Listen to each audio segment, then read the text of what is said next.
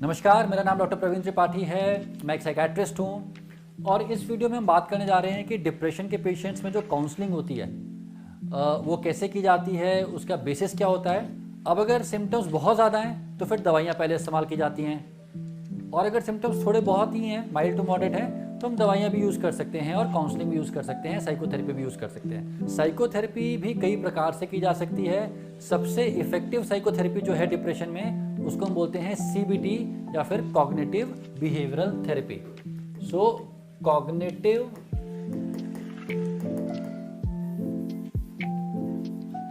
Behavioural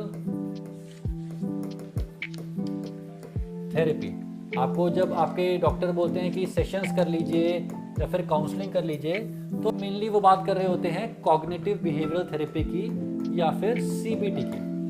अब इस cognitive behavioural therapy में जो शब्द है कॉग्निशन, कॉग्निटिव, ये बहुत इंपॉर्टेंट है। क्यों? कॉग्निशन का मतलब है सोच, विचार, आपके थॉट्स जो आ रहे हैं, मोटा मोटा बोल सकते हैं कॉग्निशन मतलब सोच।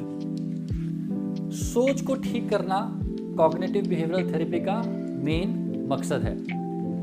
अब ये ऐसा इंपॉर्टेंट क्यों है?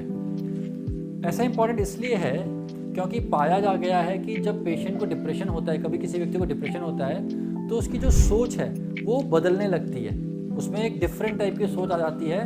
और वो जो डिफरेंट टाइप की सोच है उसमें एक चीज़ बहुत इंपॉर्टेंट होने लगती है जिसको हम बोलते हैं ऑटोमेटिक नेगेटिव थॉट्स। ऑटोमेटिक मतलब जो अपने आप दिमाग में आए, नेगेटिव का मतलब आप जानते हैं नकारात्मक, और थॉट्स का मतलब भी आप जानते हैं विचार।